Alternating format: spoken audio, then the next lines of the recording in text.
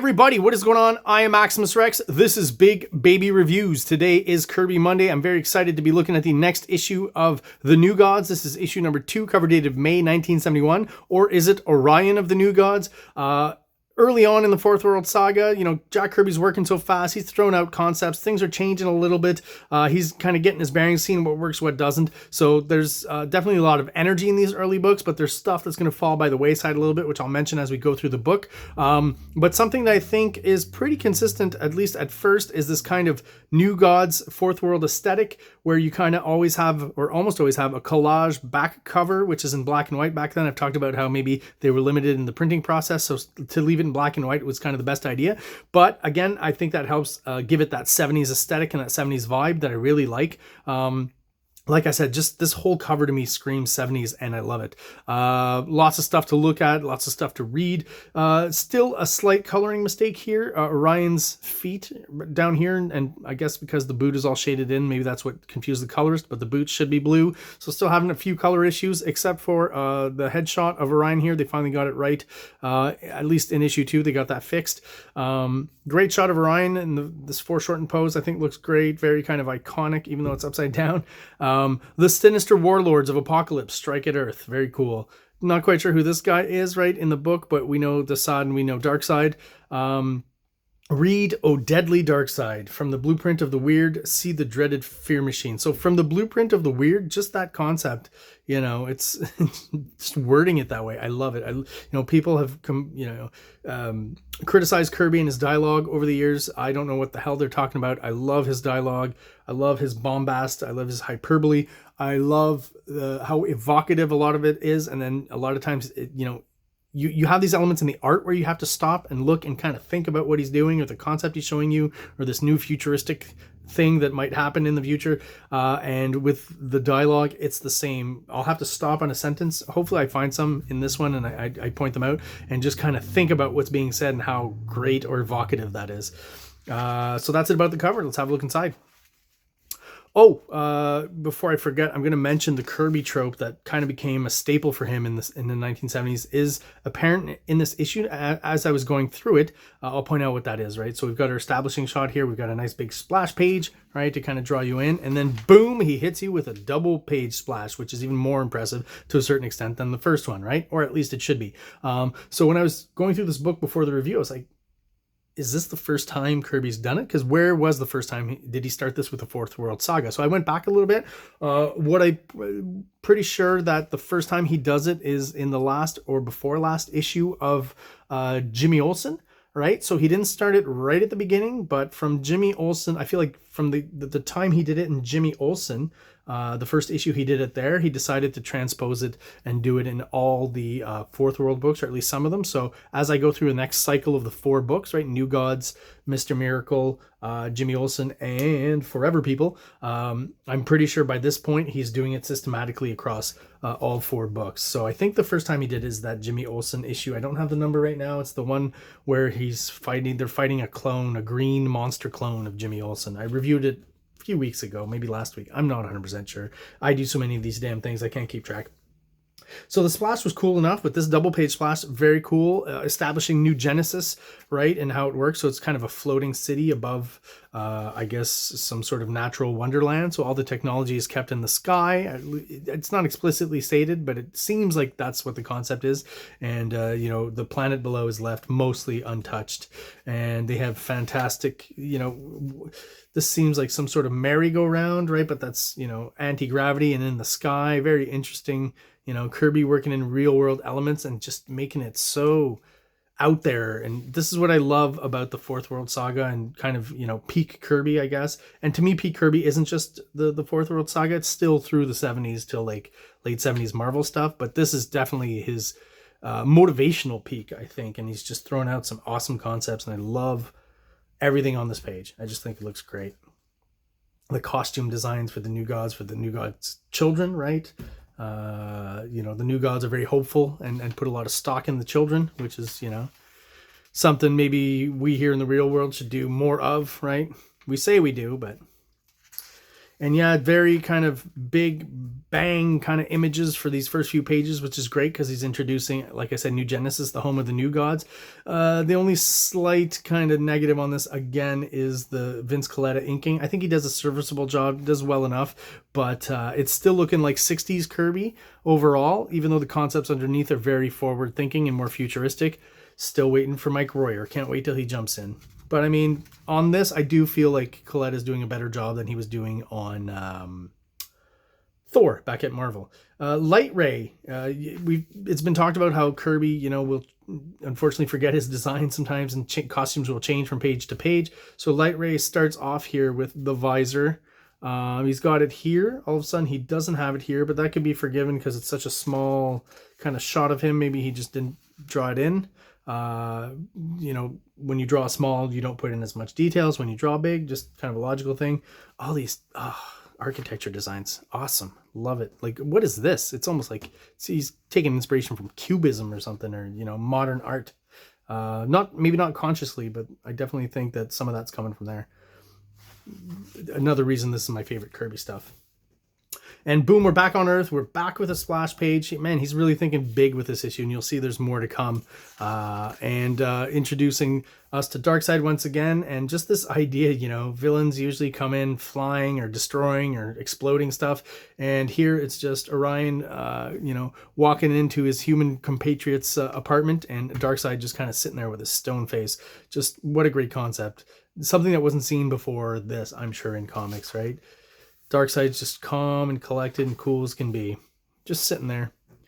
And Orion, obviously threatening Darkseid. King of the damned, I can finish you now. Finish me and you finish yourself. So there's always these hints, right? You hesitate, Orion. You can sense why, but you don't know, do you?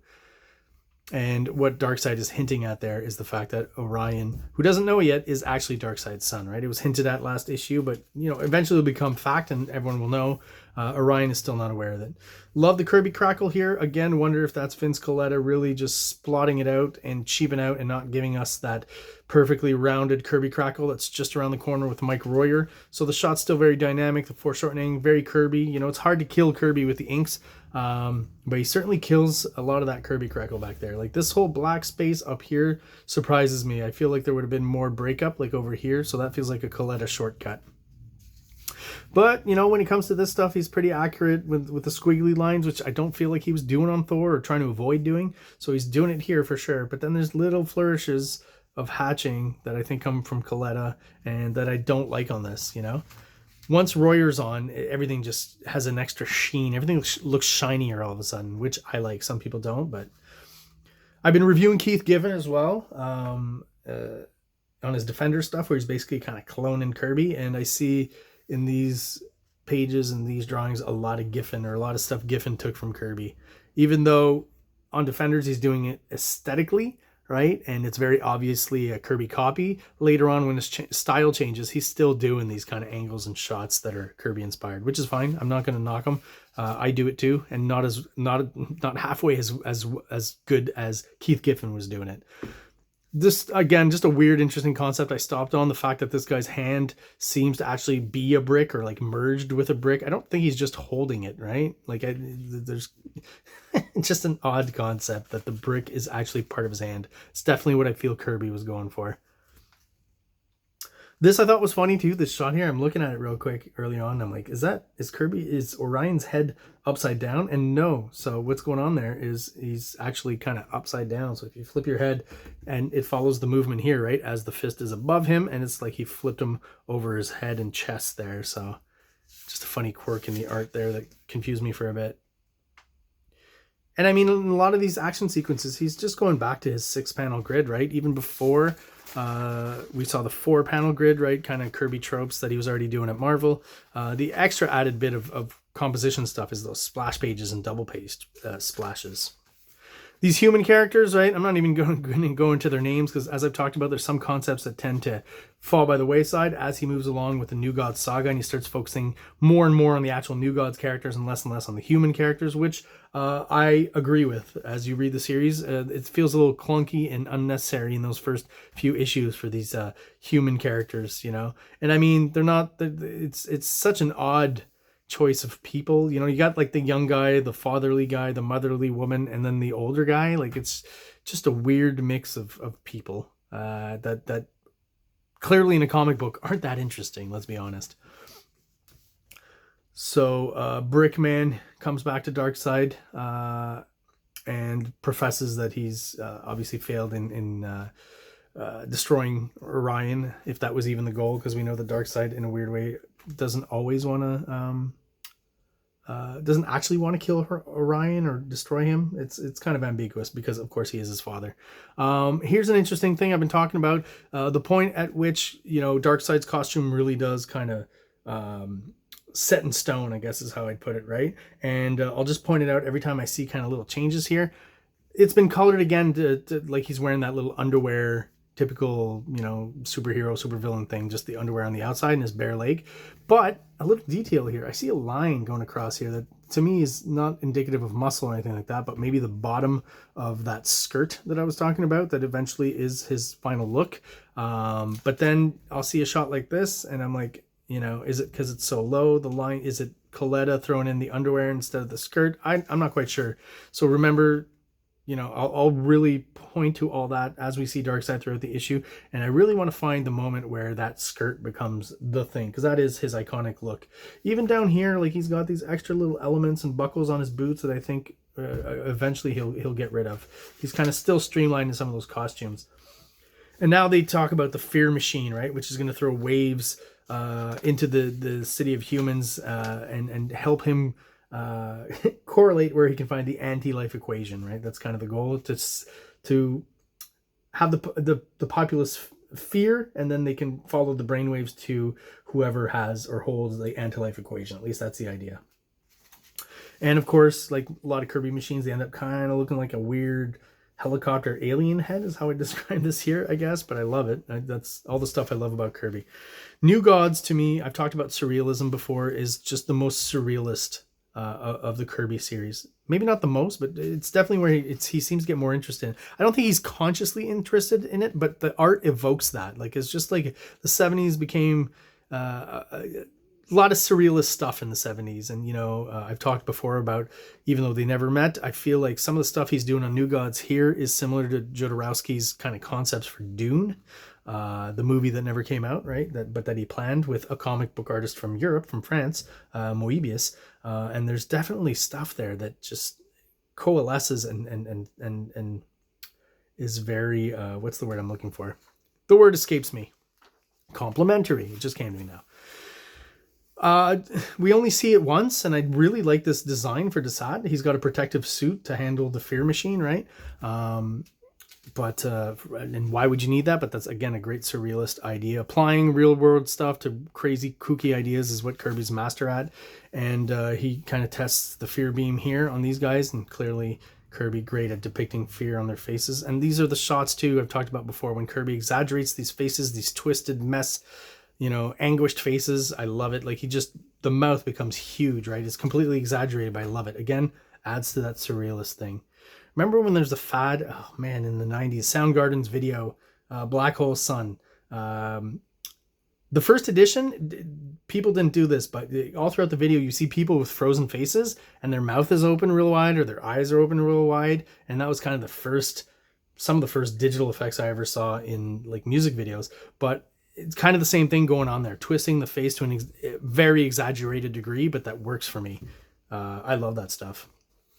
Also, the coloring on this page is just, I like the monochrome for these guys, and not quite in the background, kind of in the middle ground, and they kind of use it here too. Kind of effective coloring with the basic means they had at the time. Lots of ads for, I don't even know what all this stuff, blacklight posters. Yeah, so we're definitely, that's cool. We are definitely in the 70s, man. Look at this stuff, eh? Peace signs. What are the posters? Gemini, Cancer. So all, of course, the Zodiac, right? You got bands down here. Scorpio. Oh, I'm sorry. These could all be bands, right? These names. Aquarius, the Age of Aquarius, right? All in black and white too. Even this trips me out in like its 70s-ness. So Desaad reveals his disgusting visage. I've talked about his greasy hair, right? At least I feel that's what Kirby's going for. Love the way he does that. I think this might be the first mention of, we've seen Mother Box before. I don't know if it's been called Mother Box or Mother or something like that, but I feel like this is the first time someone actually calls it Mother Box, with Orion pointing it out to his human friends. And it's the first time it's so small, and that I would make that reference that, is Kirby kind of predicting or seeing the cell phone, right? Because Mother Box basically has this, in 1971, the functions of our cell phones today, right? Translation, finding information, environmental information, all of that stuff. Kirby was very forward thinking. He's a futurist, as I've talked about. And a futurist, as I said, is not someone who can see the future, but that they can infer things, right? Like from what's going on right now. And I think Kirby used a lot of what he would see in his everyday life and just push it forward and do some crazy concepts with it. This is an interesting sequence because it almost feels like a bit of an advertisement within the comic for the other series, the other New Gods, Fourth World Saga series, and some of the other titles that he's putting out. So you get a shot of some of these characters that we're going to be... I don't know if we're introduced to this character. I know for sure we're introduced to the Deep. Is that their name? The Deep Six. There it is. Because I always forget Kirby. A lot of Kirby's names come from expressions, right? So to Deep Six someone, isn't it to kill someone or to put them underwater or something? If you know, let me know in the comments. I'm not quite sure, but it definitely comes from some sort of expression. And they for sure will be in future issues of New Gods. And I feel like he's only come up with the design, kind of definitive design for one guy, and the other guys he kind of just puts in murky kind of silhouette form because he hasn't worked out their design yet, which is cool. And I even think this guy's color scheme is going to change by the time he appears. Here we've got a reference to Mantis, who we were introduced to in Forever People. And he says, "And the awesome digger Mantis, whose mammoth power rivals that of Darkseid himself." Oh, surprising. I didn't know he was that powerful. "Even now he tunnels somewhere beneath us, planning untold havoc." And the little star says, "For Mantis's first attempt at conquest, see the Forever People #2, which has already been published or printed. I shall take my share of booty here." That's a funny line. "Let mankind serve the victor." So again, I feel like Kirby was probably working on Forever People #2 at the same time as working on New Gods, or kind of concurrently. So he's kind of mixing in and telling you about what the other titles are doing, right? Even on this is the greatest splash in this issue, but it's a great splash overall. Just amazing of the furries, right? From the world of Jimmy Olsen. They're kind of Kirby's representation of the hippies, right? They live in the wooden cities. But this shot here, the number of people and the costume details and stuff, they're hippies. They're kind of like New God hippies is how I'd put it, right? Is that Jimi Hendrix? Again, sometimes I feel like he takes a lot of inspiration from the real world, and every once in a while I'll see stuff where, like, it's not Prince. So anyone who looked like that in 1971, I think Jimi Hendrix was dead by then, but he was probably already kind of a legendary figure. So I feel like that's him. Maybe used a picture of him or something and just, kept the Jimi Hendrix look. And again, just the layering of this image is what makes it great as well. You got the middle ground with kind of the bunch of hippies kind of marching, right? And then you got the background with the city they live in. Different, here it's kind of head on, very profile. And here we've got kind of 3/4 perspective in this direction. And then he just throws in, boom, these two, bits of vehicles here that just, make that image have such depth. So he's talking about these monsters prowl and seek in Darkseid's cause, not only in the known domains, but also in stranger places, like the Wild Area, where a bizarre dropout society may hold a secret which Darkseid yearns to possess. So he's hinting at maybe the anti-life equation is amongst the hippies, basically. What a great splash. All right, now we're pulled back to our story. Orion realizes that, there's something going on, and he tracks the beam from the fear machine.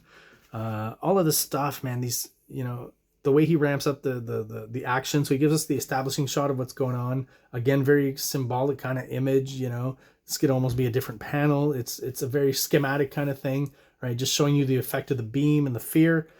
And he gives us, the 6-panel grid. He gives us Orion getting ready, and boom, the panels get bigger as we move along and there's more action going on. Great shot of Orion here. Love the slight tilt on the architecture and the buildings. Sometimes Kirby does just interesting crops. Sometimes they work, maybe sometimes they don't work as well. I'm not quite sure, but I'd like it nonetheless. The crop here I think works well because it's like implying that, man, he's really flying so much that part of him is already past you and past your point of view. But to do it here on the left for some reason seems a little odd to me, and almost like pulls him back as he's slowing down.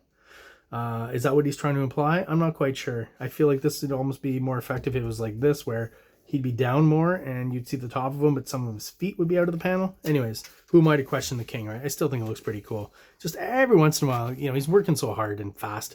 You get a slightly awkward panel, but his most awkward panel is better than, you know, my best panel. So there's still a charm in it to me, something I like, even though technically it might be wrong with some rules that people have established of cropping or whatever. Sometimes being, you know, anti-regulation in your crops works for you, and I think it works for Kirby. This thing shooting the beam to me almost looks like our flat screen TVs today, right? The back of it here.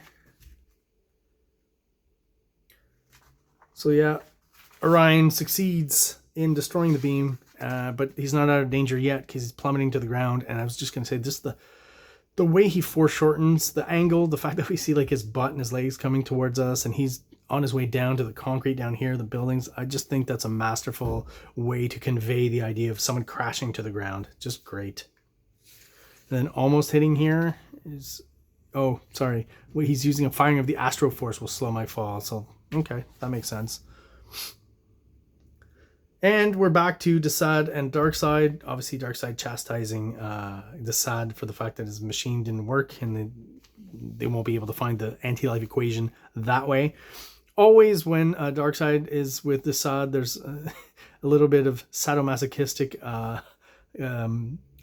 behavior from Darkseid. He's always, again, chastising or roughhousing Desaad. He's kind of like, what's the word I'm looking for? His pincushion, his human pincushion. And there's an interesting sequence here. So the great Darkseid rises quickly to the defense of an enemy, because Desaad was shitting on Orion, basically. Orion is an enemy to be respected. Yes, it is strange how very like us he is in his fierceness and silence Desaad. So obviously, again, Desaad probably knows that Orion is Darkseid's, and he's kind of, you know, poking Darkseid in the ribs with that little bit of information, right? Was Orion my own son, he would mean nothing to the purpose of our mission, and in that mission we must not fail. So Darkseid kind of out and out lying here and saying that Orion is not his son. So I guess Kirby wants to keep the mystery up for at least another few issues, right? What was that? Yeah, so again, like, we're on, are those underwear, is that a skirt? Like, we're kind of on the cusp of final Darkseid, I feel, by the end of this issue. And then, of course, we go back to our human conceit and our characters. Orion's back at the apartment. And again, just these sequences always feel a little bit out of place in the kind of huger tapestry of the New Gods. You know, it's almost like we're going back in time when we hit these kind of sequences and the people here. Even Orion's hair, I don't know, it's a Prince Valiant haircut, I guess, is where he got the inspiration from. And I do feel like He-Man probably, you know, the guys who created He-Man ripped it off from Orion. The guy who did a lot of the He-Man designs is a professed Jack Kirby nut, so nothing would surprise me there.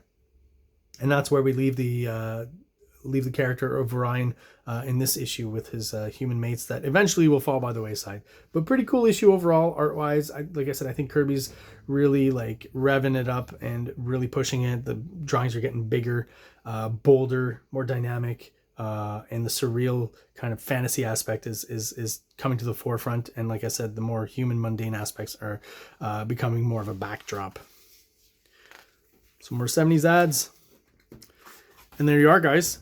That is it for my review of Orion of the New Gods, issue number 2. If you're subscribed and you're still watching, thank you so much for your support. I really do appreciate it. If you're watching but you're not subscribed, please do so below. It really helps the channel, helps us out on the road to 500 subscribers, our first kind of milestone where YouTube officially recognizes us as an official YouTube channel, starts helping us out a bit with the algorithm. So everyone watching, thank you so much once again, and have an awesome day. King Comics presents Big Baby, Volume 1, Issues 1 to 13, 204 pages of story and art.